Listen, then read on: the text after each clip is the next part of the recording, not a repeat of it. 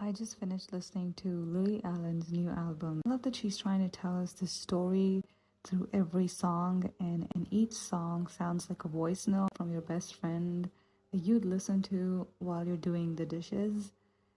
And I think there's something really special about that. The song Madeline is the one that really got to me. And before we get into the album and talk about how I feel about the album, let's discuss the controversy. How I found out about the album is that it sparked an online conversation about how open marriages are just inherently bad. Now, here's the thing, whether she cheated before or she didn't cheat before, that's not the point. You and I don't get to decide what she deserves, and she does not need our permission to decide on her own whether her story is worth writing about. The man in question agreed to the terms of a marriage that he then violated for sport. That is the problem. Not cheating, not open marriage, not whether she used somebody's real name. None of that matters. Two adults in their big age agreed to the terms of a marriage.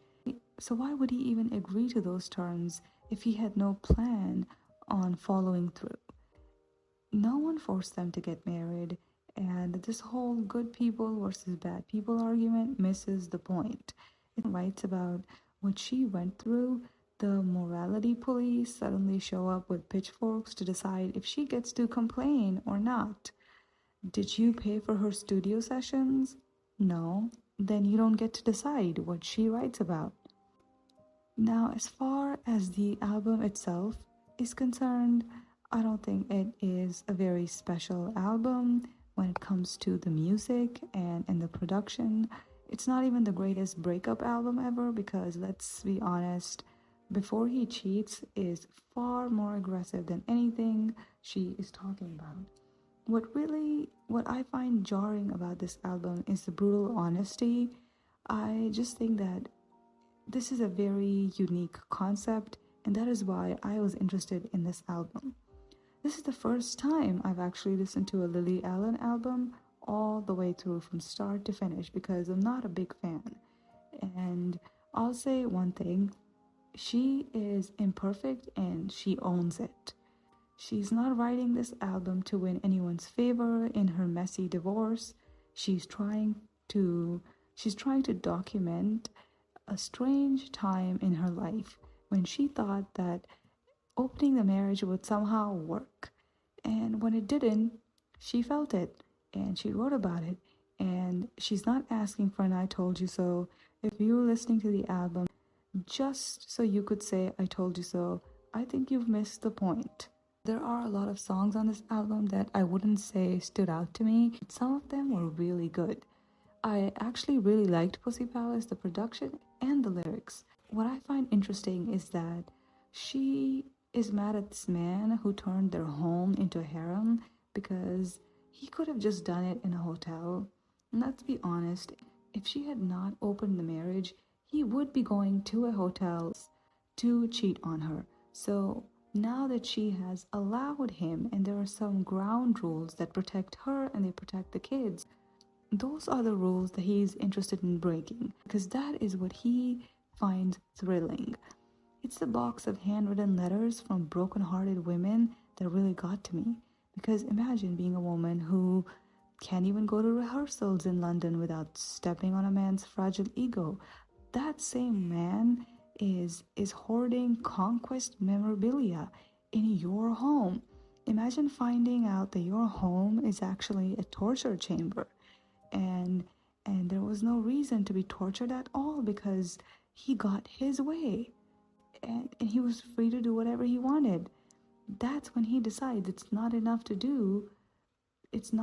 cheat. It's also important to rub it in your face. And that is why this album really captured my interest because it's about the honesty of a woman in her late 30s talking about how she realized that men don't cheat to satisfy sexual desires. They cheat to satisfy the desire to hurt you emotionally. A lot of people are saying that this album is her karma and that she's finally getting back what she did in her previous marriage. Don't you think she already knows that? Doesn't it take the highest level of artistic integrity to write about something that doesn't make you look good, but you do it anyway for the sake of art? Because maybe we need an album for the cheaters out there. They don't realize, but eventually the pain they caused, they will end up on the other side of it. Don't you think an album like that should exist? She does not have to be a good person to write a song like non monogamy as a mom in 2025. And I can already see this track taking over. It's very catchy and it says so much.